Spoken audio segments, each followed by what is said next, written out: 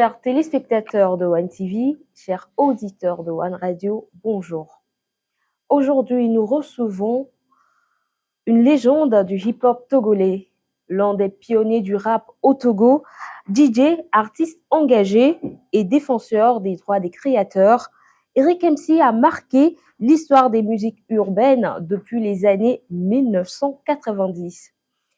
Avec des albums marquants comme Adjamafor, Mimbomofor et L'Exilé, ainsi que son ouvrage Le Vieux Père et la Révolution du hip-hop au Togo, il incarne à la fois la mémoire et l'avenir du rap togolais.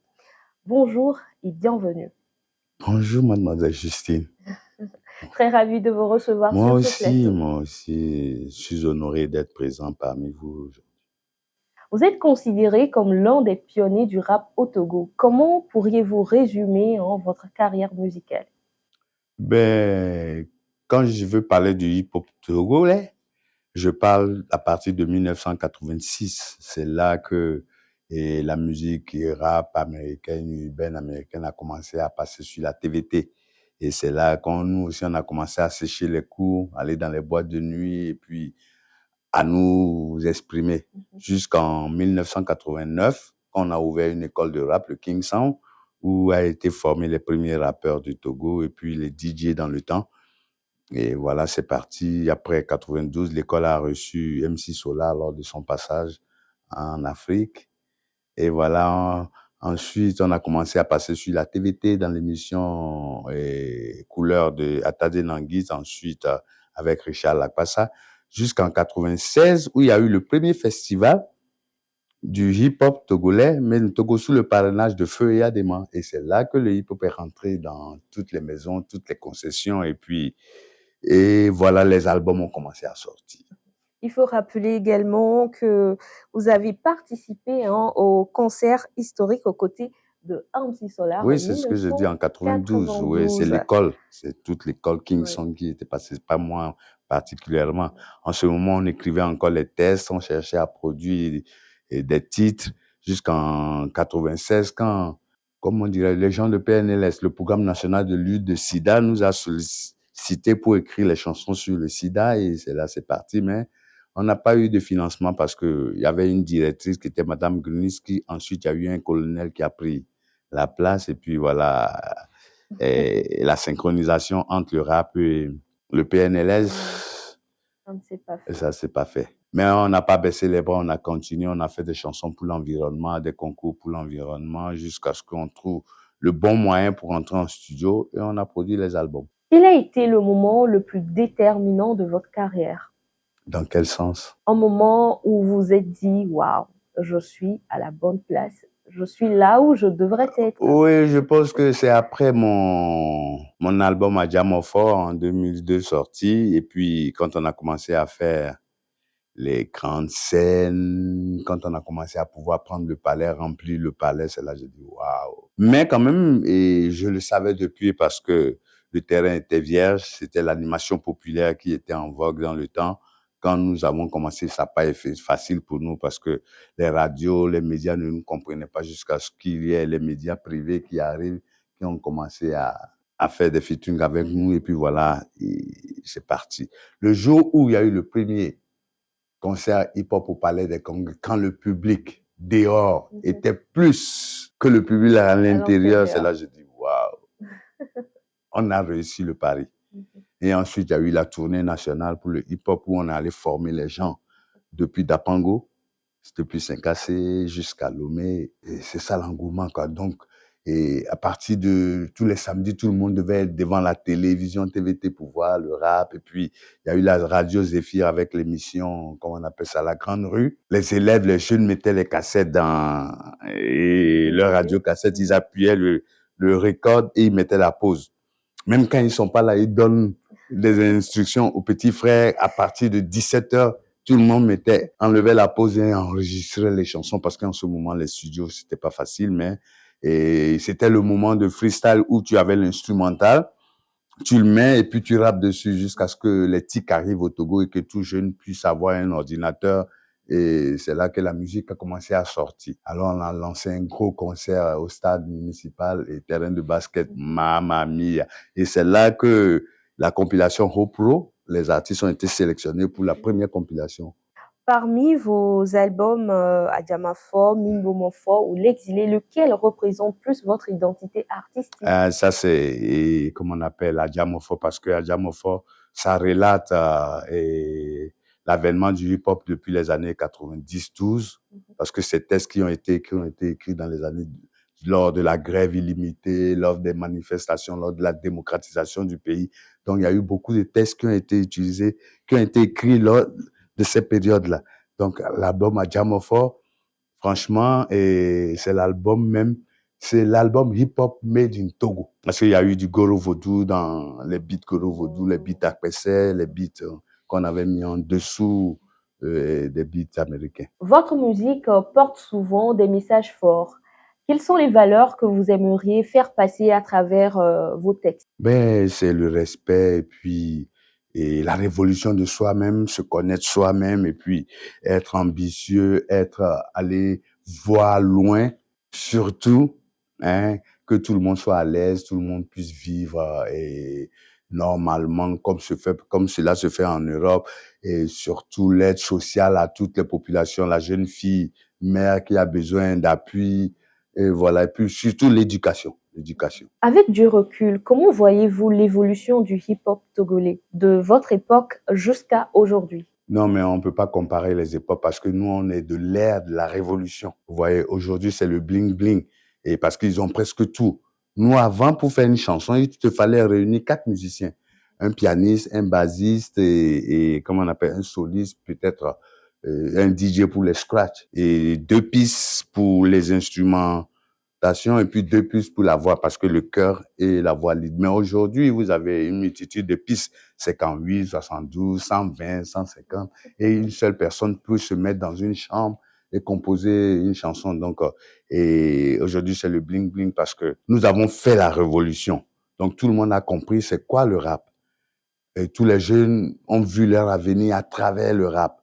Donc aujourd'hui, ils sont obligés de chanter « Je suis le plus beau, le plus fort, le plus stylé ». Nous avons chanté « Ça ne va pas » et changer ceci. Et la jeune fille est violée, tu vois, et les femmes sont méprisées.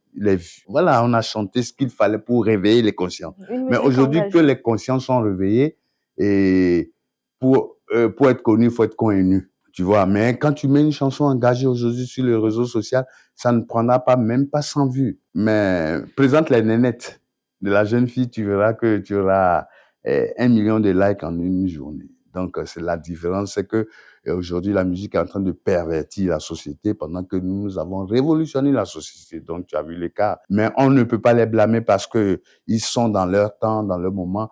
On a tout mis en place pour eux. Donc, eux, ils ne font que mettre les pas dans nos pas que nous avons laissés, mais avec une autre image. Parce qu'aujourd'hui, tout le monde est riche sur les réseaux sociaux. Hein. Il suffit d'entrer dans une maison qui est bien propre, on prend une photo, mais celui qui voit la photo quelque part va dire, mais il vit bien, il est aisé. Mais en réalité, Adolo Uo, comme eux-mêmes le disent. Et pour cette nouvelle génération, quels conseils donneriez-vous pour faire évoluer justement ce milieu, le Non, rap togolais? et cette question, moi, je me réfère plus aux promoteurs et aux producteurs. Aujourd'hui, ce sont les producteurs qui guident les artistes dans les textes lyricaux. Non, chante pas ceci, chante pas cela, dit cela, fais pas ça. Donc, les jeunes aujourd'hui, ils vivent ce qu'ils ressentent. Et donc, c'est ce qu'ils sont obligés de dire. Moi, je ne pourrais jamais encore aujourd'hui chanter, ouais, tu es la plus belle parce que toutes les femmes sont belles, chacune avec sa particularité. Je peux pas conseiller les jeunes parce que ils ont la vision de leur vie. Mais seulement, il faudrait qu'ils pensent aussi au public et à la population, aux fans. Il faut les éduquer, il faut les guider sur un chemin. Mais c'est la perversion qui est en train de... Quelquefois, je me demande, est-ce qu'on n'approche pas la fin du monde avec tout ce qui se passe sur les réseaux sociaux? Est-ce que c'est pas la fin du monde qui s'annonce? L'apocalypse, quoi, comme l'a dit la Bible. Parce que tout ce qui était décrié hier est ce qui est mis à nu aujourd'hui sur les réseaux sociaux. Ce que la radio ne pouvait pas jouer et la télé ne pouvait pas passer, aujourd'hui, les réseaux sociaux, c'est facile de faire passer ce message. Donc, et quel conseil donner à cette génération? Maintenant, c'est cette nouvelle génération qui doit savoir qu'est-ce que je dois éduquer à mes fans. Mais pour eux, pour les sous, ils sont obligés de faire ce qui va à l'encontre. Regarde aujourd'hui les micro-trottoirs, les questions qui se posent. Regarde les clips aujourd'hui, les jeunes filles en string. Hier, moi, j'avais mis sur un poster, sur mon album censuré, qui était en vidéo, fait en vidéo. J'avais bien une jeune dame en string que je suis allé faire au Ghana. J'ai payé 1 million de CD pour avoir cette image-là. Mais quand je l'ai emmené ici, tout le monde a crié, mais c'est la perversion, c'est la perversion. Donc, ces posters sont restés à la maison jusqu'à aujourd'hui. J'en ai fait 1 millier, mais c'est resté parce que les gens ont crié, j'ai eu honte, tu vois. Alors que, bon, aux États-Unis ou dans d'autres pays, c'est ce qui était à la mode dans les années 2009-10 que je parle. Mais après, il y a d'autres artistes qui ont fait des clips avec des strings, avec des femmes en string sur un yacht, tout ça, mais c'est passé. Mais quand moi, je l'ai fait, les gens ont crié à la pudeur, attentat à la pudeur. Donc, conseiller un jeune aujourd'hui, je ne sais pas trop. Peut-être je peux le guider dans sa tenue, comment s'exprimer, comment il voit la chose, l'avenir, mais je ne peux pas lui dire chantant, chantant. Vous avez œuvré pour la structuration et la défense des droits des artistes au Togo. Pourquoi cet engagement était-il essentiel pour vous? D'abord, en 2012, il s'est passé qu'au Sénégal, il y a eu le collectif Y en a marre. Et ensuite, il y a eu le ballet citoyen qui ont révolutionné la culture dans leur pays. Ils sont montés au milliard de la culture. Et nous, en ce moment, on n'avait même pas encore de statut, et le Budget qui nous donnait des miettes. Et on n'avait pas de fonds d'appui social à la promotion culturelle. Donc, on a créé le collectif Y en a marre et Tiamé. Et on devait commencer à rentrer dans les rues quand le président du temps, qui est devenu le PC aujourd'hui, a voté le fonds d'aide à la culture. Et ensuite, le fonds a commencé à aider les artistes. Ça, c'est déjà bon. Et après, il y a eu les mouvements politiques où on a créé le mouvement Y en a marre, et pas Y en a marre, le mouvement des artistes engagés pour le Togo. Et on a commencé à faire des scènes dans les rues, dans les marches, tout ça. Et c'est là que le statut d'artiste a été voté. Et vous voyez. Et donc, tout ça, ça faisait éclore, ça faisait que les jeunes, tous les artistes aussi, devaient se mettre à jour pour pouvoir, alors qu'avant, l'artiste même ne s'enregistrait pas au but de drap. Donc, il fallait révolutionner. Ensuite, il y a eu les Béninois qui sont partis au milliard à la culture. Et vous avez vu que depuis ce temps, ils ont fermé la frontière aux artistes étrangers. Alors que hier, quand le jeune Béninois fait sortir une chanson, il doit venir au Togo pour faire sa promotion, pour que ça prenne ici, même la Côte d'Ivoire. Le coupé décalé, quand il est venu, il s'est affronté au hip-hop ici, il n'a pas pu. C'était notre génération. Mais après que la musique urbaine a changé avec l'arrivée des Toufan, tout ça, qui ont pris du décalé pour mettre dans le hip-hop. Et voilà, le décalé coupé a pris le dessus sur la musique togolaise. Donc, aujourd'hui, les Togolais doivent partir à Abidjan pour faire la promotion, pour être connus. Tu vois que les trucs ont changé, mais la musique togolaise et le public togolais restent le number one parce que quand lui te consomme pas, tu n'es pas consommé en Afrique. La preuve, Bella Bello, la diva de la musique africaine après Myriam Makeba. Moi, je pense même que Bella Bello est au devant de Myriam Makeba. C'est politiquement parlant qu'on met Myriam Makeba devant Bella Bello. Parce que Bella Bello est sur le billet de 10 000 francs. C'est un symbole fort. Bella Bello qui a fait l'Olympia en 1961, 60, entre 61 et 66. Donc, la musique togolaise, c'est vrai que l'animation populaire après est venue un peu a chamboulé toute la musique. C'est pourquoi les Sewa Yacento, Damaouzan, et il y avait de grands, Kokuma, tous ces grands artistes-là. Après, ils ont commencé à sombrer. Et ensuite est arrivée la révolution du hip-hop qui a révolutionné tout parce que nous, on a pris la chanson de nos grands frères et on les a remixés, on les a adaptés avec le hip-hop. Comme les Américains aussi l'ont fait, ils ont pris les vieilles chansons qu'ils ont samplées. Les Dr. Dre, tout ça, quand tu les écoutes dans leurs chansons, c'est des vieilles chansons de 1800 qu'ils ont pris. Ils ont pris des notes, des mélodies qu'ils ont samplées, ils ont remis. Mais genre, en ce moment, je suis en train de travailler sur la chanson de Kokuma. Je sais pas si tu la connais. Afile geje honyeme, tikpo je oje, mpokwa linero, ne muni neno wa wala va vol, wa meno meni. Mais quand tu écoutes ces chansons, dans le temps, Il a été censuré aussi parce que c'était la politicienne qui était en marche. Donc, alors que lui, il a codé le message, mais quand même, il y avait des gens qui étaient vraiment inspirés, qui pouvaient décoder tout ce que tu disais. Donc, mais moi, je pense que cette chanson, je dois la ramener pour la nouvelle génération, pour qu'ils sachent que, et il y a eu des chanteurs quand même. Ça ne s'arrête pas seulement à Bella Bello.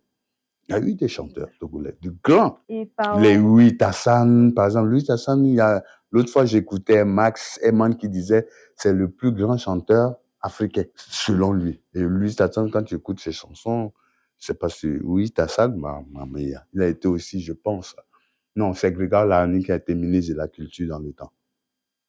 Mi trova mi appelé Djoumé. C'est pas Yak Mor l'a repris, de Welsini l'a repris. On a fait un travail formidable. Mais on a fait danser le feu président Yadema à l'OUA 2000, où on a chanté le sommet de l'OUA, c'est à Lomé, avec papa. Sa fourchette est tombée, il a commencé à applaudir. Et c'était, comment dire, au dîner de gala des Evala.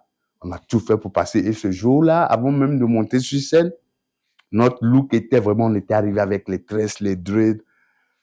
Avant qu'ils n'arrivent, quand ils étaient, comment on appelle ça, aux Evala, aux compétitions d'Evala, la salle où devait se passer le banquet, on nous a fait rentrer, le préfet nous a fait rentrer. Quand les bérets verts sont arrivés, ils ont fait leur tour, ils ont trouvé 2 suspects.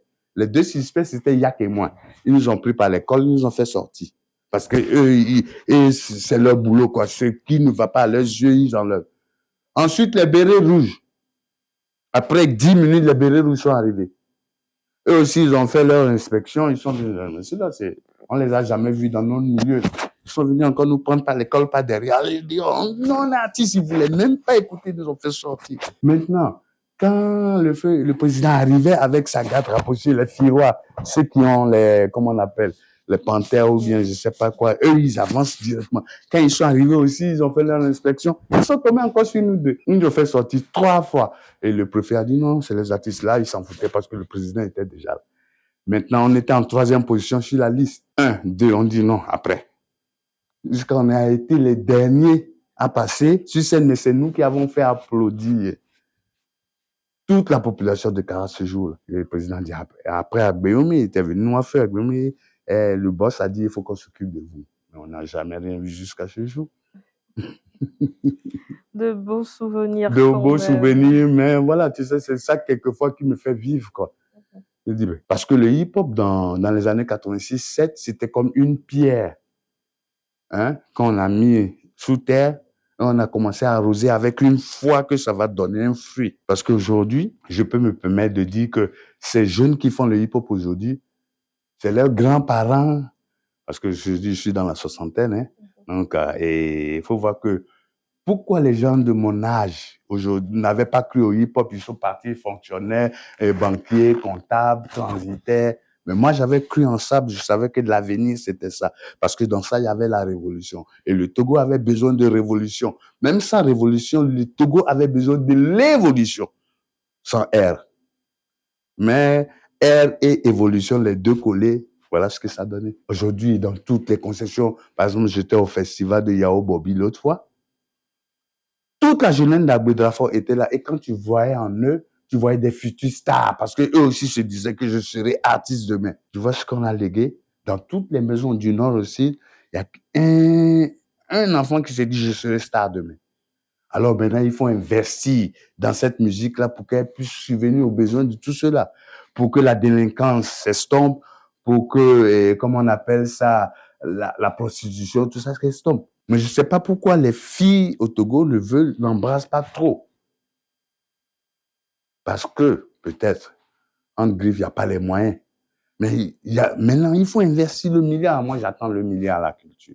Sinon, peut-être qu'on va retourner encore crier. Alors que la FTM a été mise en place pour parer à toute éventualité de manifestation des artistes. Parce qu'il fut un temps, on avait lancé un sitting sur le Butodra, qui a été quadrillé la veille. Et c'est après ça que la FTM a été créée, les associations des journalistes, les associations des techniciens, des techniciens radio. Et aujourd'hui, tout ça, c'est mis en place. Maintenant, il faut injecter de l'argent. Faut pas mettre les lois et puis ne pas injecter l'argent pour que toutes ces lois fonctionnent. Et le public qui est derrière, les gens qui travaillent derrière ces lois-là, faut qu'ils mangent. Nos techniciens aussi, ils ont besoin d'avoir des voitures de sortie, pas forcément une moto. Il faut qu'ils aient des voitures. Il faut qu'ils arrivent à construire leur maison. Aujourd'hui, les petits techniciens, moi, pas petits techniciens, mais c'est juste pour paraboler, quoi. Aux États-Unis, ils ont tous de grosses voitures, de grandes maisons, ils vivent bien. Pourquoi chez nous, ici, ça ne se fait pas? En Côte d'Ivoire, c'est pareil. Au Bénin, c'est pareil. Aujourd'hui, ils vivent tous bien parce qu'ils sont au milliard la culture. Nous, on est à 300 000. Après, c'est à 150 000. Et qu'est-ce que vous voulez? Qu'on se taise?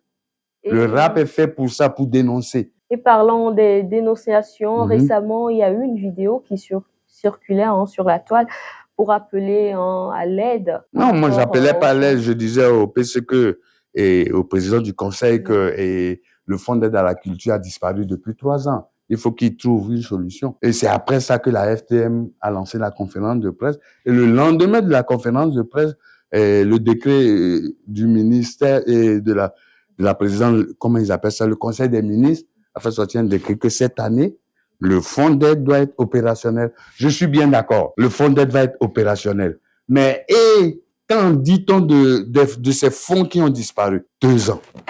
Mais si on prend ces 2 ans, 300 millions, qu'on les ajoute, 350, qu'on les ajoute aujourd'hui à celui de 2026, ça nous fait le milliard à la culture qu'on demande. Et quand le milliard sera injecté dans la culture, vous verrez, les centres culturels vont reprendre, les concerts vont reprendre un peu partout. Faut pas attendre que et à la fin d'année, le président du conseil donne de l'argent, 50 millions pour chaque région pour pouvoir faire des festivités. Non. Il y a un autre problème que les artistes ne veulent pas comprendre. Et alors que ils doivent prendre ça à cœur. C'est quoi? Rémunération sur copie privée. Aujourd'hui, il n'y a plus de vente de CD. Il n'y a plus de vente de cassettes. Aujourd'hui, tout est copié, tout est mis en ligne. L'UOMOA a fait un séminaire avec ces États-là. Donc, ils ont parlé, pour aider les artistes, il faut parer à, comment on appelle ça, rémunération sur copie privée, c'est-à-dire les caméras et ordinateurs, téléphones, tout ce qui arrive. On doit percevoir quelque chose pour la culture et mettre un mécanisme pour la distribution. On en a fait la conférence de presse, on en a parlé. On a déposé le projet au Parlement. Jusqu'aujourd'hui, il n'est pas encore signé, alors que la date limite, c'était le 25 septembre passé. Les artistes doivent prendre ça à cœur. Ils doivent prendre ça à cœur parce que je sais que tout celui qui enregistre une chanson met ça en ligne. Mais on n'a pas ratifié comment monétisation de comptes, tout ça. Tous ceux qui disent qu'ils ont monétisé les comptes, c'est quelqu'un qui l'a fait à l'extérieur pour eux. Et s'il doit percevoir quelque chose, c'est l'autre qui doit prendre l'argent et l'envoyer. Maintenant, si tu as 1 million de francs qui te dit c'est 200 000, tu fais quoi? Tu es obligé de le prendre parce que tu vas te dire au moins, toi, tu as eu la chance. Mais normalement, c'est l'État qui doit ratifier tout ça. Aujourd'hui, qu'est-ce que les artistes togolais réclament concrètement? Meilleures conditions. La meilleure condition, c'est quoi? C'est injecter l'argent dans la culture. On injecte l'argent dans Miss Togo, qui sort avec 10 millions, 15 millions, 20 millions. On organise un award, on n'arrive même pas à donner 1 million au meilleur album, au tube de l'année. On donne juste un trophée, c'est vrai. C'est vrai, on a besoin de trophées aussi pour exister, mais il faut aussi manger, il faut s'habiller. Quand tu es un artiste, tu passes de... Regarde, combien d'artistes ont pété les plombs dans les rues quand tu vois sur TikTok, Facebook? Pourquoi? Il y a d'autres, c'est manque de scène. Il faut mettre de l'argent dans cette culture. Ou bien, si, moi, quelquefois, je me demande, s'il n'y avait pas eu cette musique, quels seraient tous ces jeunes-là qui sont aujourd'hui artistes, qui ont espoir en la musique pour changer leur vie? Ils seraient des délinquants. Peut-être. Et l'État voit ça, la musique est en train de calmer, enlever les jeunes dans les vols, les braquages, tout ça. Tous ont espoir que cette musique-là va les faire vivre demain. Alors injecter de l'argent. Ça, c'est pas aller supplier, non, c'est un droit. On n'arrive pas à faire le social à la population, à la jeunesse. Au moins injecter dans la culture, dans le sport, il n'y a pas d'école de football. On n'a pas fait la musique à l'école. Seulement, nous, on a fait la musique à l'école dans les années 80. On a fait le solfège. Après, ça a disparu. On ne sait pas pourquoi. Ça a disparu aussi peut-être parce qu'avec l'animation populaire qui avait pris le dessus dans le pays, bon, les gens ne s'adonnaient plutôt à la musique moderne. Le rap est venu tout révolutionner. Le rap en général, même c'est la révolution d'alterner la population. Il faut changer les mentalités. C'est ce que les Américains ont pris pour combattre le racisme, le tribalisme, tout ça. Les Jamaïcains ont utilisé le reggae pour les Britanniques contre les Britanniques. Mais ensuite, c'est des Blancs encore qui ont investi dans ce reggae-là pour que Bob Marley soit aujourd'hui le dieu du rap. C'est les Blancs aussi qui ont investi dans ce hip-hop-là, dans l'industrie du hip-hop. Aujourd'hui, on devait avoir une industrie de musique à travers les awards. Tant qu'on a organisé des awards, automatiquement, c'est une industrie. One TV, One Radio. Normalement, ça doit être un média pour la culture, 100% comme le MTV américain. Zephyr a été dans le temps, mais après, il y a eu des incompréhensions qui a fait que, bon, il y a eu le clash entre nous. Parce que on ne peut pas amener un gâteau, vous présenter un gâteau, après vous nous dites que, bon, dans ce gâteau-là, on a un quart et vous avez les 3 quarts.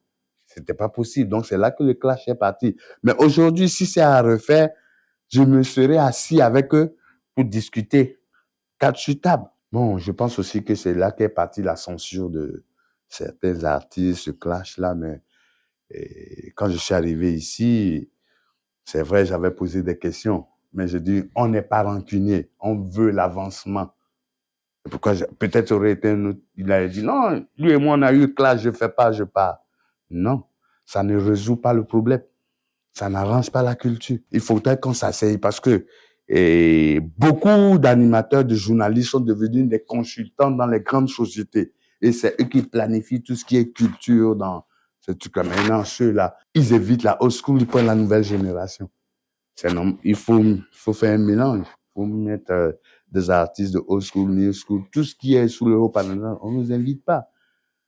Je ne parle pas de moi. Peut-être que moi, je suis acerbe dans mes dires, mais les autres, les Wedi, les Small Poppy, RS Patou, ils ne sont pas engagés. Mais pourquoi on ne les met pas? C'est pourquoi je me dis, il y a quelque chose qui ne va pas. Ça t'étonne, hein?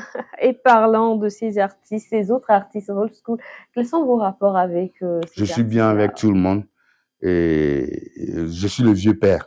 C'est vrai que quand tout le monde me sollicite, je suis toujours là. Je suis toujours là. Maintenant, qu'est-ce qu'il fait? Ça fait 10 ans que je veux organiser un gros concert old school qui deviendra à la longue un festival de musique hip-hop.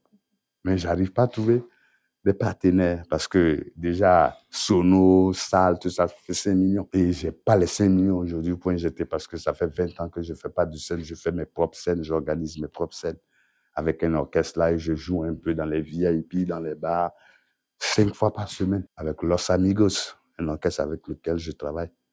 Donc, je cherche pas, mais il nous faut organiser de grandes scènes parce que c'est sur ces grandes scènes que, c'est de ces grandes scènes aussi que partent les festivals. On organise un grand concert aujourd'hui, l'année prochaine, on va vouloir le refaire, n'est-ce pas? Et 2 fois, 3 fois après, il va changer de dénomination, il peut devenir un festival. Quels sont vos projets actuels? Sur quoi vous travaillez actuellement? Ouais, en ce moment, j'ai un album de 25 titres dans les tiroirs que j'avais enregistré en 2020. J'ai fait 20 titres et je devais le sortir en avril quand il y a eu coronavirus en mars. Donc, l'album est resté dans les tiroirs jusqu'en 2023. 2024, j'ai perçu pour la première fois le Fonds national de promotion culturelle et j'ai repris cet album. Je suis retourné en studio avec et je l'ai recomposé parce que je l'ai réactualisé et j'ai ajouté encore 5 titres. Et ça fait 25 titres. Et je l'ai gardé, pensant que le prochain fonds allait arriver. Les fonds ont commencé à disparaître. D'accord, nous arrivons. Mais les gens diront que j'attends et peut-être les fonds de l'État avant d'évoluer. Non, c'est pas ça. C'est pas ça. L'État a le droit et le devoir d'injecter de l'argent dans la culture. Par exemple, les directeurs de centres culturels, tout ça, togolais, pas institut togolais, ils ont besoin de fonds pour faire retourner les centres culturels. Fil Bleu est fermé, ça fait un bout de temps, dénigement n'existe plus. Il y a plein de centres culturels togolais qui sont là, qui ont besoin de fonds pour tourner. Par exemple, le directeur du centre, hein, il a un fonds. Il va voir l'artiste. Voilà, je vais organiser un truc avec toi.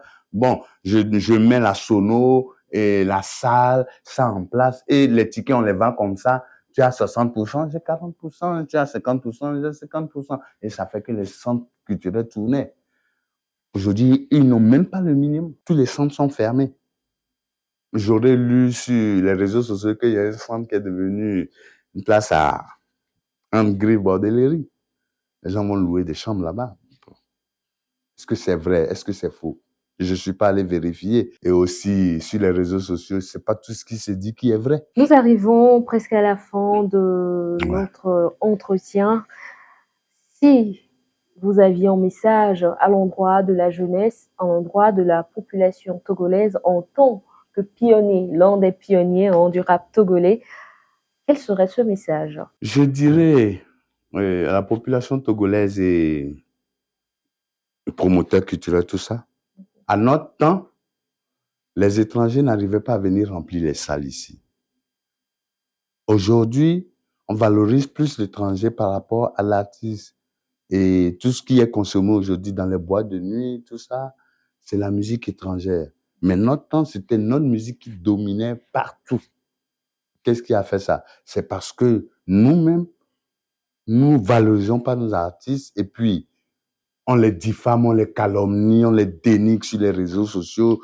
Soi-disant, on est blogueur, on est influenceur. Ceux-là, ils n'ont qu'un seul objectif, détruire les artistes. Et maintenant, vous insultez vos artistes et après, vous voulez les mettre sur scène. Voilà, en avril, il y a un concert qui arrive avec un étranger. On met les Togolais en tout petit, les gens se plaignent. Le Togolais organise un concert à 2 000, 3 000, 500. Maintenant, on fait venir une 10 000, 20 000, 50 000, 100 000. Qu'est-ce que ça veut dire? C'est dévaloriser encore les artistes togolais, je pense. Donc, consommons la musique togolaise, on a besoin de la population, c'est pour vous, quoi. Tous nos textes que nous les composons à l'image de notre population, à l'image de notre peuple. On n'interdit pas. Regarde, le Bénin est monté au milliard, le Bénin a fermé les frontières aux artistes. Et si un artiste doit aller presser là-bas, je ne sais pas comment ça se passe, mais je sais qu'en Côte d'Ivoire, quand ils vont, ils dépensent de l'argent pour passer sur scène. Parce que quand tu passes sur scène là-bas, que tu reviens au Togo, ça veut dire que tu es international. Mais c'est faux. C'est faux. Nos chansons sont passées sans publicité, sans envoi, sans contrat sur les chaînes ivoiriennes, burkinabées, sénégalaises, maliennes, jusqu'au Gabon. Aujourd'hui, la musique togolaise ne passe pas là-bas. Pourquoi? Il y a seulement 1, 2, 3 qui passent. Qu'est-ce qui n'a pas marché? Il n'y a pas de fond dans la culture. La culture est vide. Et elle se meurt en ce moment. Et les actrices sont en train de sombrer. Tout dernièrement, je suis allé à l'hôpital au CHU voir un malade. Tu sais combien d'artistes j'ai vu accidentés? Au moins 4. Il y a un qui a même été amputé. Et le Butodra n'a pas le fond. Alors qu'hier, le Butodra souscrivait l'assurance pour les artistes.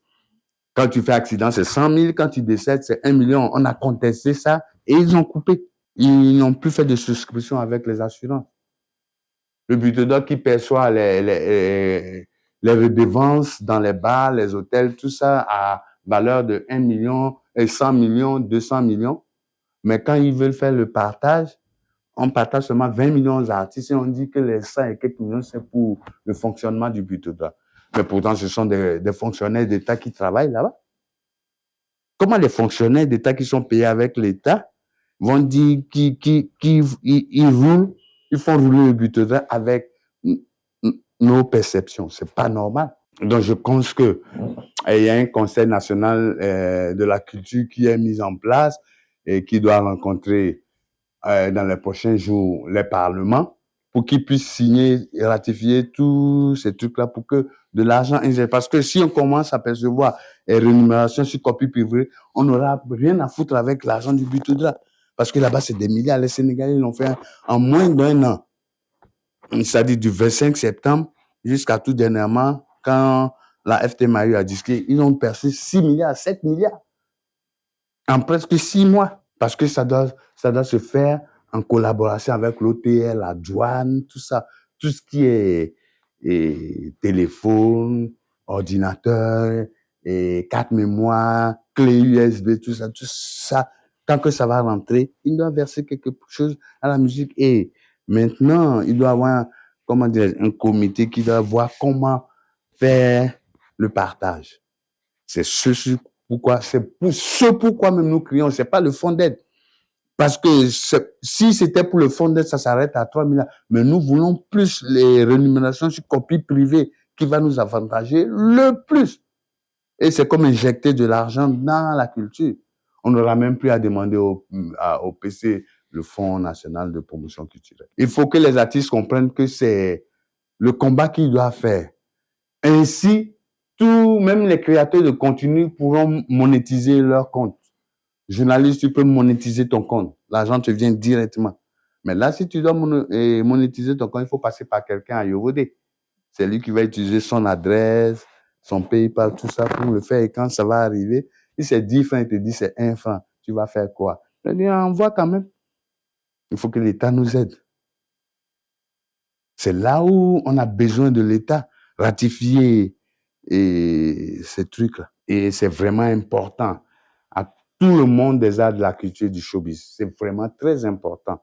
La ratification de rémunération sur copie privée. On en a besoin, vraiment besoin.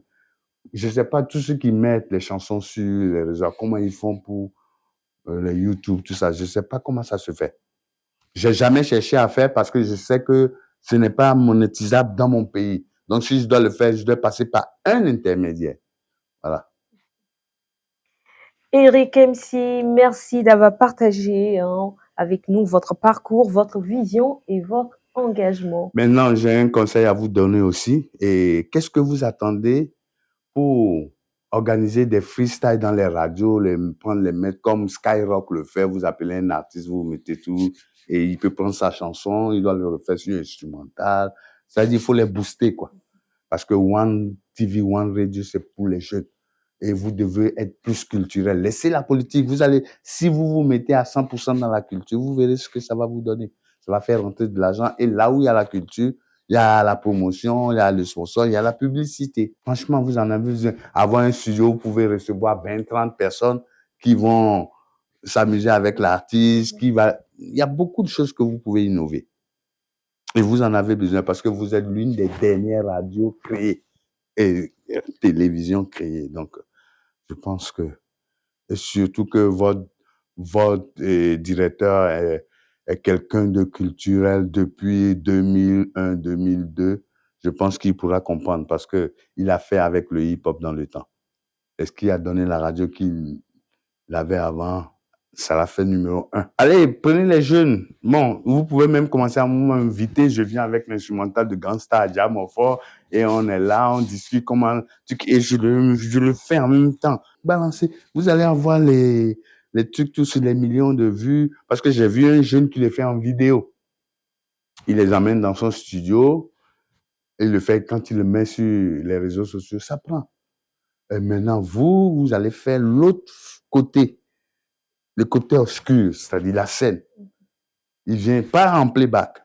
L'instrumental, il pose, comment il a posé en studio, il le fait, il vous explique, et puis voilà. Et une autre émission où vous avez un public restreint, vous amusez. Il y a beaucoup de choses. Ne vous cantonnez pas seulement sur le journal, parler, tout ça. La culture peut vous faire entrer de l'argent, beaucoup d'argent. Et après, vous serez enviés, vous allez tous rouler dans des Bentleys, dans des Ferrari. Ah ouais, vous serez le number one. Pour être number one, c'est simple, il faut créer. Vous en avez besoin.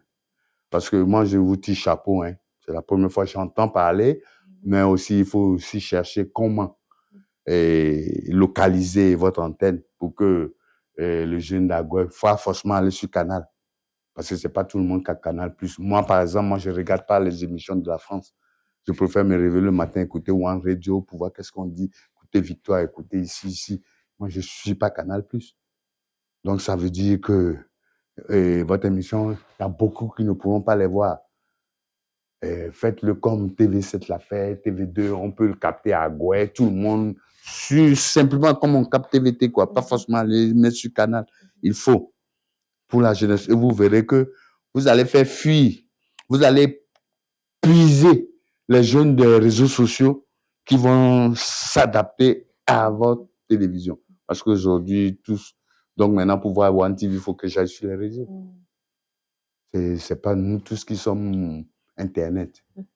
Parce que nous, on est de la old school, hein. Les fils nés lors de l'indépendance. On est dans la soixantaine aujourd'hui, donc on ne peut pas passer trop de temps sur les réseaux parce qu'on a besoin de nos lunettes pour lire. Voilà. Merci beaucoup Merci. pour les conseils. Merci. Merci infiniment. Eric MC a été notre invité dans l'entretien d'aujourd'hui, pionnier, bâtisseur et mémoire vivant du hip-hop. Il a inspiré toute une génération. En tout cas, nous lui souhaitons un plein de succès pour l'avenir. Merci à vous, chers téléspectateurs de One TV, chers auditeurs de One Radio, de nous avoir suivis. On se dit à très bientôt. One love.